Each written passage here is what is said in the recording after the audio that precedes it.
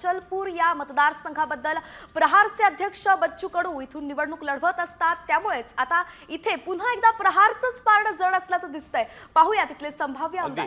आणि आपल्याला माहिती आहे की बच्चू कडूंनी महाविकास आघाडी आणि महायुती दोघांपुढे एक मोठं आव्हान उभं केलं होतं आणि आता अचलपूरमध्ये बच्चू कडू हे प्रहारकडून निवडणूक लढवत असताना पुन्हा एकदा अचलपूरच्या नागरिकांनी बच्चू कडू यांच्या नावावर शिक्कामोर्तब केलाय। तर प्रवीण तायडे भाजपकडून निवडणुकीच्या रिंगणात होते। या ठिकाणी आपल्याला माहिती आहे की नवनीत राणा यांच्या पक्षाने देखील बच्चू कडू यांच्या पुढे आव्हान उभं केलं होतं। तिहेरी अशी लढत झाली आणि तिथं आपण बघतोय की बच्चू कडू यांनी अचलपूर मधून पुन्हा एकदा प्रतिनिधित्व करणार ते आहेत असं सध्या तरी दिसतंय। संभाव्य आमदार म्हणून बच्चू कडू यांच्या नावाला अचलपूरच्या नागरिकांनी पसंती दिलेली आहे, त्यामुळे हॅट्रिक या ठिकाणी बच्चू कडू मारतायत असं सध्या तरी दिसतंय। बच्चू कडू यांनी अचलपूरमध्ये मोठ्या प्रमाणात काम केलं होतं आणि त्यानंतर हे काम केलेलं नाही, हे खासदारांच्या फंडातून काम झालं असा आरोप देखील झाला होता। त्यामुळे बच्चू कडू यांना मित्रपक्षासोबतच देखील लढावं लागलं, विरोधकांसोबत देखील लढावं लागलं, परंतु तरी देखील बच्चू कडूंनी अचलपूर मतदारसंघामध्ये बाजी मारली असं म्हणावं लागेल। तिथे एक घोषणा देखील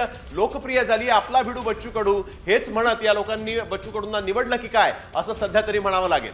आपण पाहतोय की अनेक आरोप त्यांच्यावरती झाले, मित्रपक्षांचं आव्हान सुद्धा होतं, तरी सुद्धा हा गड बच्चू कडूंनी राखलाय आणि म्हणून याची काय कारण आहेत आपल्या प्रतिनिधींकडून जाणून घेऊयात। थेट जाऊयात अचलपूरमध्ये।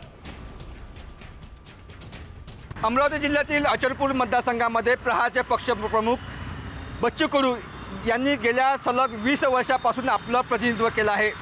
त्यांनी राज्यभर आपली फळी उभारली। असं असतानाच याच मतदारसंघामध्ये तिहेरी लढत जी आहे आपल्याला पाहायला मिळत आहे। महाविकास आघाडीकडून काँग्रेसचे उमेदवार बबलू देशमुख व महायुतीकडून प्रवीण तायडे यांचं थेट आव्हान जे आहे बच्चू कडूंना मिळालं आहे।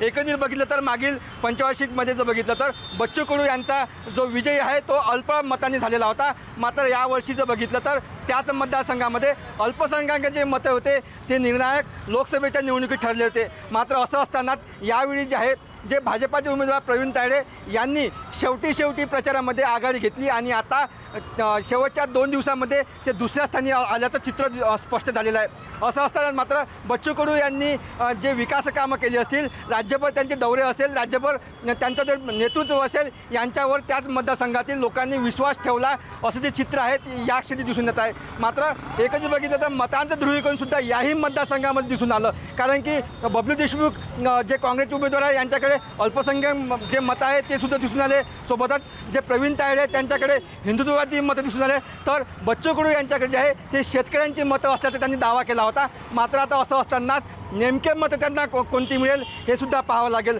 मात्र बच्चू कडू यांचं जे पारडं आहे ते अचलपूर मतदारसंघात जे भारी असताना दिसून येत आहे।